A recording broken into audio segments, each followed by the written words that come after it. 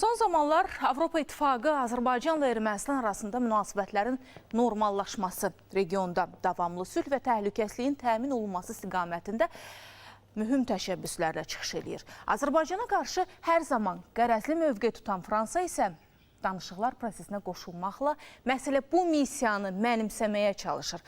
Amma Fransa prezidentinin Ermənistanı açıq şəkildə dəstəkləyən çıxışları bu ölkənin əsla obyektiv mövqe tutmayacağına bir daha əsas yaradır.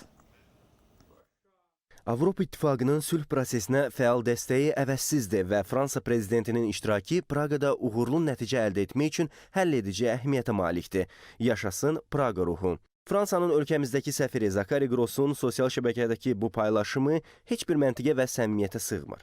Əvvəla Fransa və onun dövlət başçısı Azərbaycan-Ermənistan münasibətlərində hər zaman qərəzli ermənipərəst mövqe tutub.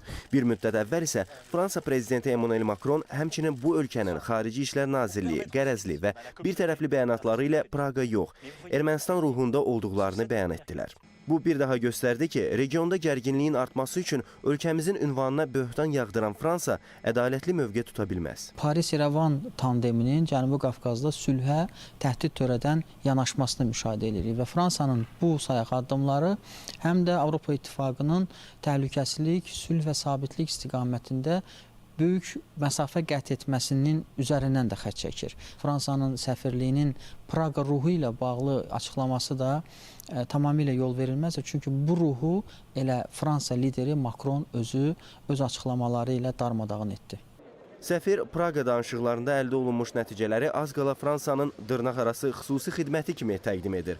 Amma Parisin bütün cəhdlərinin sülh prosesinin ləngidilməsinə, regional gündəmin dəyişdirilməsinə xidmət etdiyi şəksizdir. Bir tərəfli verilmiş bəyanat, münaqişədə olan tərəflərin, sülhə imza atmalı olan tərəflərin birinin bu dərəcədə ciddi şəkildə haqsız yerə müdafiə olunması təbii ki, bölgədə balanslar nisbətinin pozulmasına və ikili standartların daha çox meyillənməsinə gətirib çıxarır ki, bundan da təbii ki, bu təkliflər sülhə dəstək ola bilməz. Əslində, əksinə bu təkliflər separatizmə mövqeyə atmaqdadır, revanşist qüvvələri biraz da qızışdırmaq nöqteyi nəzərdən xarakter daşıyır.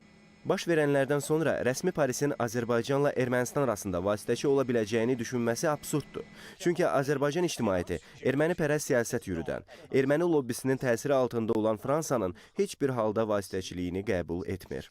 Rövşən Sabiroğlu, Rüstəm Mikayılzadə, Kazım Quliyev, ASTV Xəbər.